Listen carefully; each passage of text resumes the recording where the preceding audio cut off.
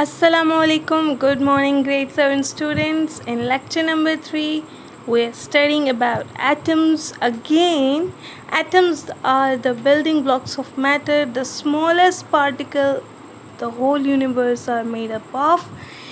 These are the models of balls which you can use to build molecules, to build models of your favorite compounds or elements. The white color ball is representing hydrogen, the black color ball is representing carbon atom, and the red color ball is representing oxygen atom mostly, and these the joining sticks are actually representing bonds. Okay, so these are available in good markets like Gulberg or Liberty. If you love to buy them, you can have them. And I've told you that if you can't buy, then you can create your own models by using toothpicks and jelly beans, other things. Before studying page number 98, let me revive the previous lecture. In the previous pages, we have done that what is atom, what is inside atom, what are the electrons, where are electrons found, what is K shell, what is L shell, what is M shell, and what are radioisotopes. We have studied them all. Then we have studied also what are the uses of radioisotopes. Then we studied how compounds are formed. Compounds are formed by ionic bonding or covalent bonding. Then we studied chemical formula as well. So today our main focus will be from page number 98 till 100. Okay, at page number 98 at the top, chemical formula definition is written. A chemical formula shows the number and kinds of atoms combined in a molecule of a substance. Smallest particle of a substance. For example, hydrogen gas molecule has 2 hydrogen atoms linked together. Then they have told that a chemical symbol is representing one atom of an element. All atoms are same, so symbol of an element is always same.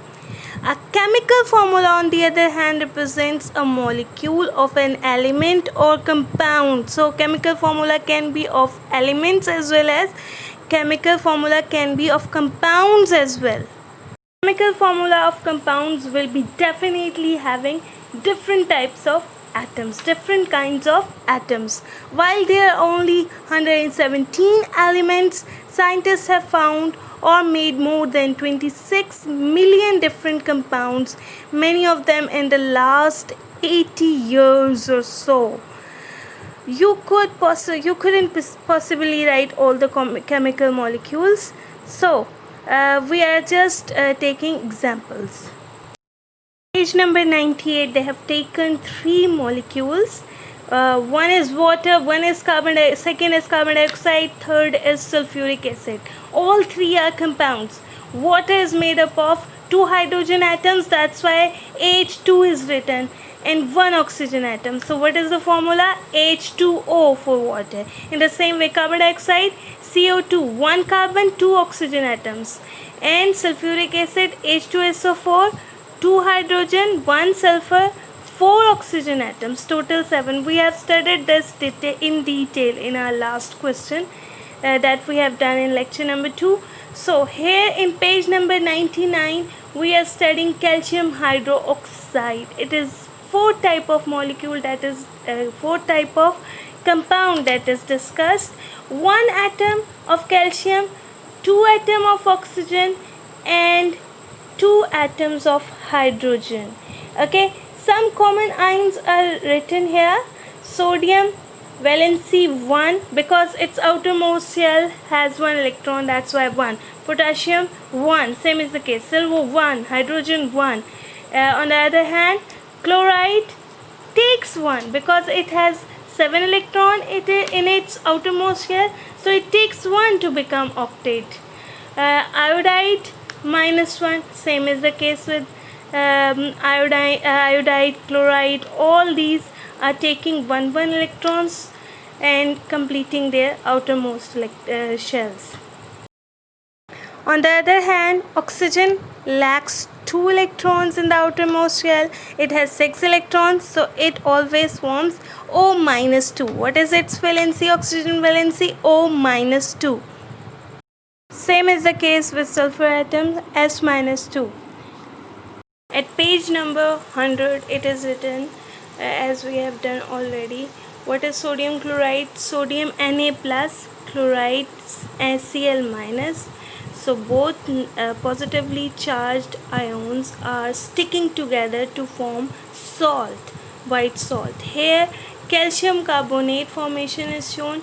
Calcium Ca plus 2, carbonate CO3 minus 2. Both cancel each other's valencies and make CaCO3. It's a compound, ionic compound. Now at the bottom of page number 100, the very important concept is explained. Law of constant composition. It means that the molecules, the smallest particles, they are evenly distributed and their composition remains same. You have just been reading some of the most important concept here. By the beginning of 19th century, two important laws of chemistry. One was the law of conservation of matter, that matter never destroyed, can never be created. And the second law is law of constant composition. This summarizes the result of many experiments and it tells that a chemical compound always contains the same constituents in the same proportion by weight. Means if water molecule is anywhere, it will be having one oxygen atom and two hydrogen atoms. The composition will never change. Okay, I think it's clear to you now. Today we are going to do question number 6, 7, then 10, 11 and 12. Question number 6 is, what name is given to the number of protons in a particular atom? Then seventh question is that what is the chemical formula of glucose? C6H12O6. How many atoms are there? We will definitely solve these two questions. I will write the answer as well and I will show you in my video. 10th is, what are the properties of covalent compounds? Then 11th is, what is an isotope? Give two examples of elements. Then 12th is, what are the uses of radioisotopes? So be ready with your journals, blue marker, blue pen, scale and pencil. I suppose that you're surely going to do your work very neatly in cursive writing. Answer of question number 6 is, the number of protons in a particular atom is called the atomic number. Each element has a different atomic number. Okay. A glucose molecule is C6H12O6. You know, I've written wrong.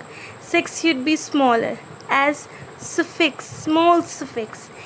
H12. 12 should be smaller as your book has written. O6 smaller as your book has written, right? I've purposely done it so that I can tell you that you have to write like your book.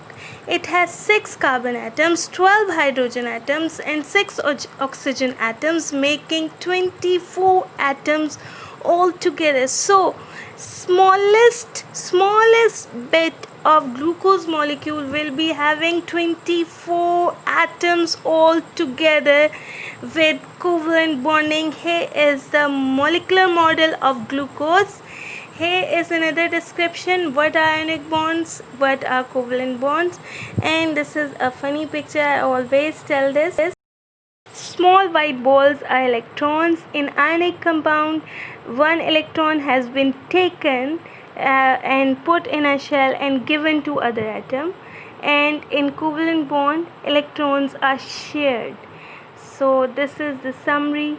Ionic bonds are formed by the transfer of electrons. Covalent bonds are formed by sharing of electrons.